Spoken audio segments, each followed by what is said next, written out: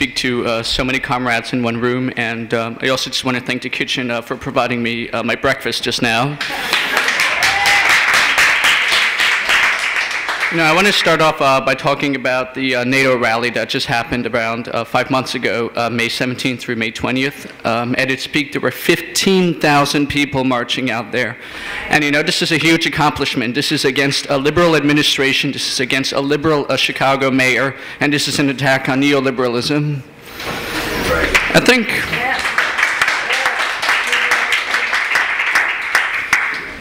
When we talk about Occupy Wall Street, which has just reached its one-year anniversary, and 6 months ago, since we've last had the Left Forum, which I think was the largest gathering of leftist intellectuals, radicals, I think a lot has changed. At the March 17th Forum, Left Forum, I think there was a lot of gratitude, a lot of thanks to Occupy Wall Street for this political space that was created.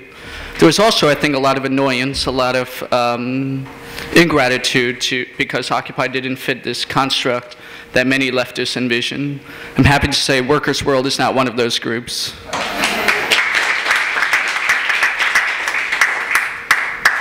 At this point, many of the people, including mainstream people, understand what the problems are, as Caleb was talking about, the 99%, the 1%. I don't think those numbers are quite exact, but I think the picture is right. The accumulation of power has gone to such a small group, the 1%. But at the same time, a lot of the 99% themselves are participating in capitalism, voluntarily, that is. A lot of them are participating in this culture of consumerism, and a lot of the 99% in America are part of the 1% of the world. We need to recognize that. And so in this fight, I think, against capitalism, I think a lot of Occupy's next steps are going to have to articulate that it is an anti-capitalist movement, and they've already done that in large part with anti-capitalista. But we need to articulate that it's not just a 1% that we're fighting against, but it's a system that we're fighting against.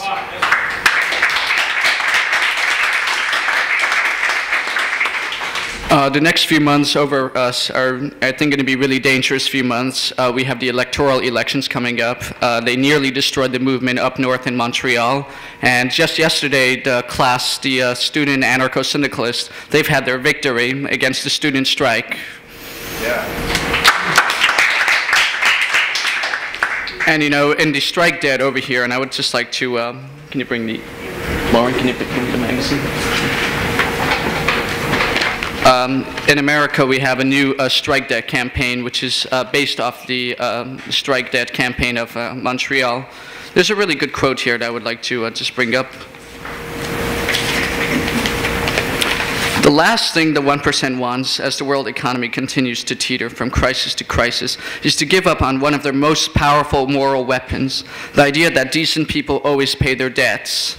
That is something that we're going to be crumbling, and debt is not just a concept of the $1 trillion that the ruling elite claims students in America own.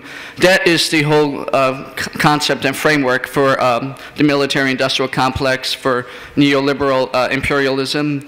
We create these systems of indebtitude and servitude to, quote, third-world nations, and we claim that they owe us money through globalization, through instruments like the International Monetary Fund, the World Banks, and other fascist institutions. Occupy is attacking those institutions.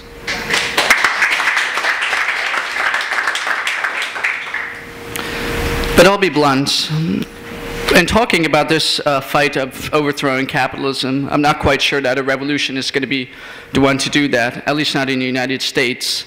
We're dealing against one of the most powerful, one of the largest, most evasive surveillance and police states in America in our times.